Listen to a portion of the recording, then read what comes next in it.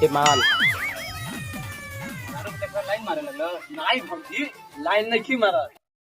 चलबू का मारब न निकुतरो के नाती मुंह टूट के चूरा ना ना भौजी काहे खिसिया गईला हम कहते तोरा चलत घरे छोड़ दे। अच्छा ठीक बा चलत ही रास्ता में उल्टा सीधा बोलला ना देख लाई सैंडल के नंबर मारब तो गाड़ी में छप जाई। जा रे भोसड़ी तन कोई इज्जत नहीं खे लाइन तो मिलत बा ट्राई करत तो लगेगा मिली डायरेक्ट करी भाई इधर तू कहाँ जात बड़े तोर माइक हम घर सेफ्टी साथ छोड़ देबो इने तू पैसा और टापे खरीद दिए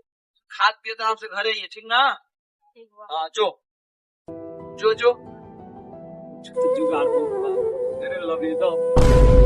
चले भौजी चला चला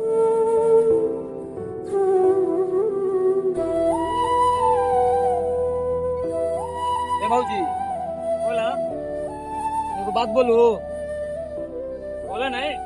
आई लव यू सीरियस ए बाबू हाँ रुका तनी करता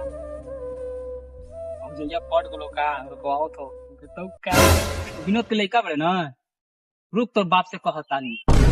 और पूरा गांव जानेला कि पेटला के मेहरा कितना शरीफ बा रहला पर्दा के अंदर। ए भौजी जोन मेहर पर्दा के भीतर रहेला ना बहुत कुछ करवावेला ये रमचोइया के फेरम पर जीवा ना ओए था गगरी के पानी में ना पे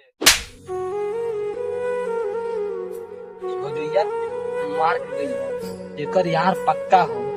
जहिया रात के फेरम पर जतो ना अपन यार के साथ धर लेबो एकर के बड़ी तेज मर